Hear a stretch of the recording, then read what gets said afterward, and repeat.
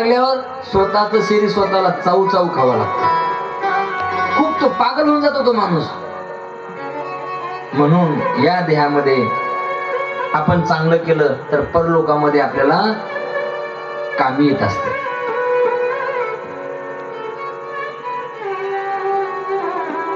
रवरव आणि महारवरव नावाचा नरक आहे.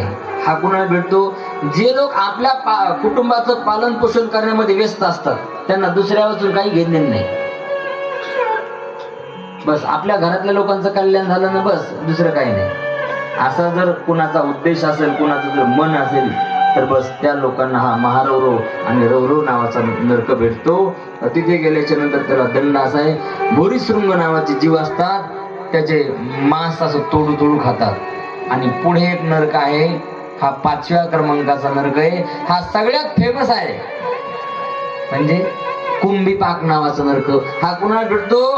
जे लोक मांस भक्षण करतात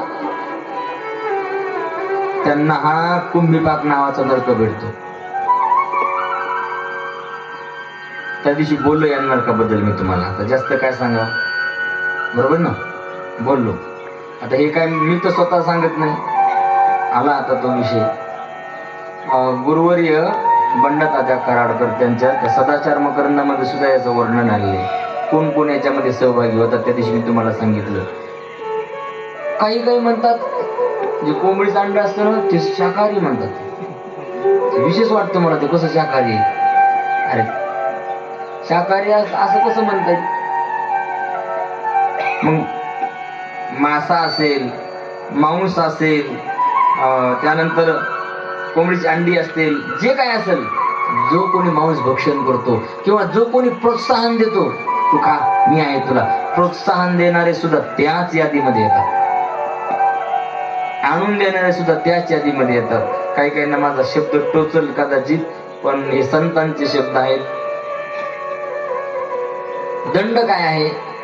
तेल असतं एका कढईमध्ये फार उकळलेलं, आणि उकळलेल्या तेलामध्ये त्या जीवाला आतमध्ये सोडले जातं. बस आता सोडल्यावर काय भजी तयार होतात, अजून काय तयार होतं ते तुम्ही आता बघा.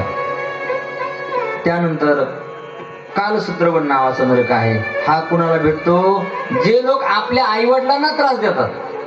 त्रास म्हणजे जे लोक आपल्या आईवडिलांना सांभाळत नाहीत, आईवडिलांवर त्यांचं फार दुर्लक्ष आहे, त्यांनाच बोलतात, त्यांचं बिलकुल कोणतंच काम ऐकत नाहीत, खूप त्रस्त करून सोडले आईवडिलांना. बस अशा लोकांना कालसूत्रवण नावाचा नरक भेटतो. आणि दंड काय त्या जीवाला? तर 10,000 योजन तप्त, म्हणजे